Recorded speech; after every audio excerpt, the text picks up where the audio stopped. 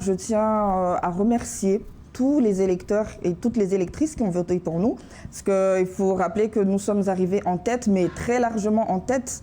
Donc, 6 959 personnes ont voté pour vous. Exactement. Donc là, ça démontre que les Mahorais ont compris le message que nous avons lancé, Mansour Kamardine et moi-même. Donc aujourd'hui, ça sera de conforter cette avance. Et cela passe nécessairement donc, par des discussions avec les autres candidats donc, qui n'ont pas démérité, au contraire. Donc d'ailleurs, je salue et je félicite le travail qu'ils ont réalisé. Donc là, nous avons actuellement déjà 3 anciens candidats qui se sont ralliés à nous, donc Henri Madingazi, donc M. Mchami et M. Hamada Salim. D'ailleurs, je les remercie, donc qui ont décidé de vouloir se joindre à nous pour pouvoir vraiment travailler ensemble et porter plus haut la voix des Mahorais. Donc pour les autres candidats, les discussions sont encore en cours. Au-delà des groupes parlementaires, il faut être bien clair. La politique, c'est vrai, c'est des réseaux. Mais les réseaux, ce n'est pas forcément au sein des groupes. Les réseaux, ce sont toutes les personnalités non élues qui gravitent autour des élus et qui font du lobbying. Et ces lobbying agissent auprès des cabinets, agissent auprès des parlementaires. Donc ce qui est important en politique, ce n'est pas forcément d'être dans la majorité présidentielle, c'est d'avoir la capacité de se faire entendre auprès des groupes de pression et de lobbying qui agissent, parce que vous savez, dans la réalité française, ceux qui dirigent la France, ce n'est pas forcément les députés, ce n'est pas forcément le président, ce sont vraiment les bureaux de lobbying. Et vous l'avez entendu à plusieurs reprises, une des forces et des qualités d'Estelle Youssoufa, c'est son réseau de lobbying.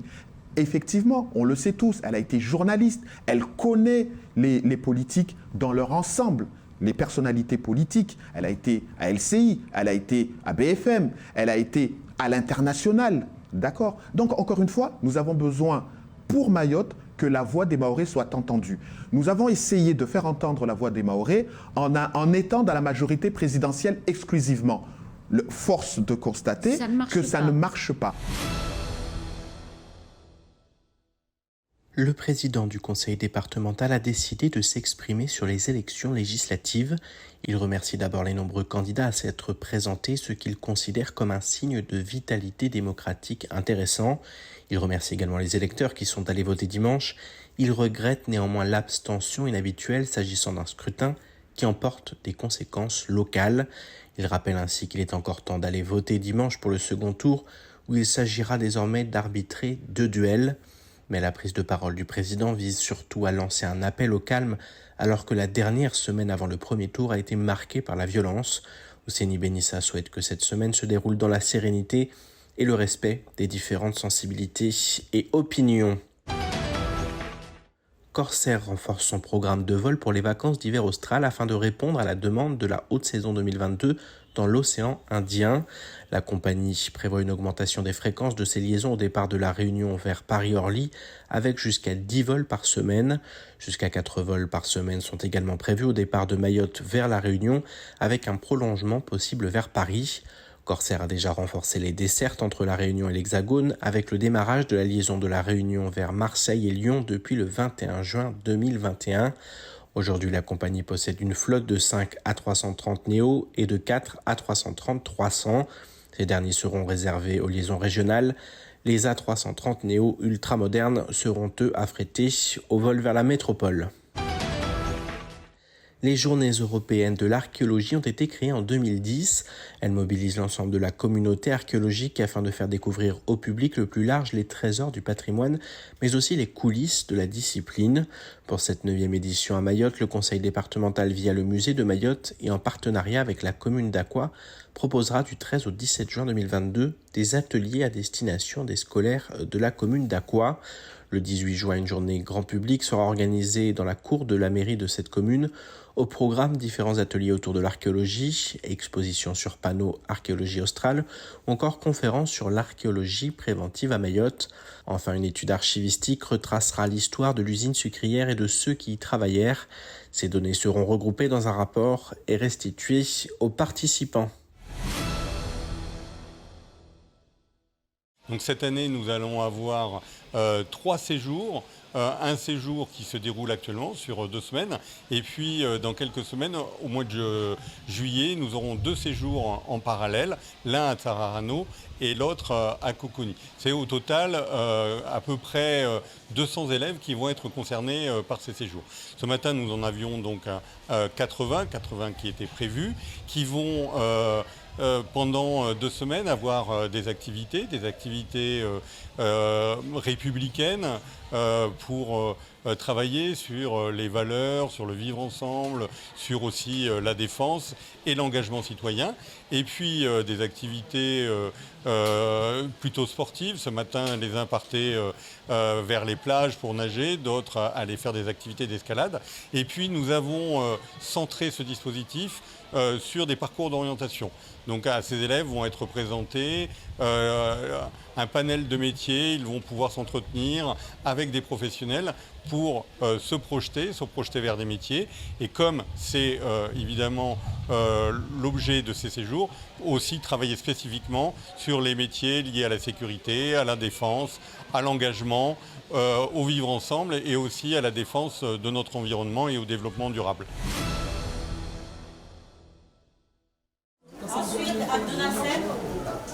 Ce mardi 14 juin rimet avec début des épreuves du baccalauréat pour les élèves des filières professionnelles, des filières en pleine croissance sur le territoire, comme le souhaite le recteur. Ces élèves de la voie professionnelle, ils sont un peu plus de 1500 sur notre académie. C'est une grosse augmentation de plus de 15%. Ils étaient à peu près 1300 l'an dernier. Puisque, vous le savez, c'est notre volonté de déployer la voie professionnelle sur le territoire. C'est une voie d'excellence, c'est aussi une voie qui répond aux attentes du territoire, puisque nous formons ces jeunes aux métiers dont le territoire aura besoin demain. Si nous sommes ici aussi au lycée de Kawéni, c'est que ce lycée se tourne vers les métiers de l'hôtellerie, de la restauration et du soin à la personne. Donc nous avons 3 spécialités sur les 35 spécialités de la voie professionnelle que nous avons ouvertes sur l'île. Comme pour les filières technologiques et générales, le bac pro se décompose entre contrôle continu, épreuves écrites et orales. Les examens, nous rentrons dans la phase très active avec les grosses épreuves qui concernent énormément de nos élèves. Donc aujourd'hui, nous commençons avec le bac professionnel.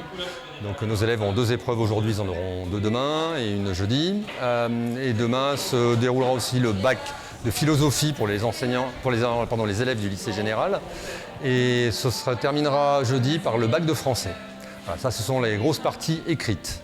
Puis dans les 2 semaines suivantes, nous aurons les parties orales avec le grand oral et les oraux de français qui vont nous occuper jusqu'à début juillet.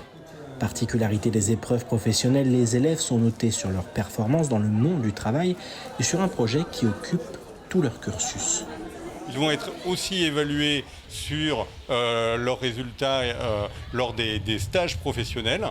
Donc c'est évidemment un côté très important dans leur formation, les stages. Et puis, n'oublions pas, un dernier volet qui est nouveau depuis la réforme du bac, c'est le chef-d'œuvre. Donc c'est un travail qui est fait en commun souvent avec d'autres spécialités. Et un travail qui est fait sur plusieurs années et qui aboutit à ce qu'on appelle un chef-d'œuvre et qui lui aussi va être évalué.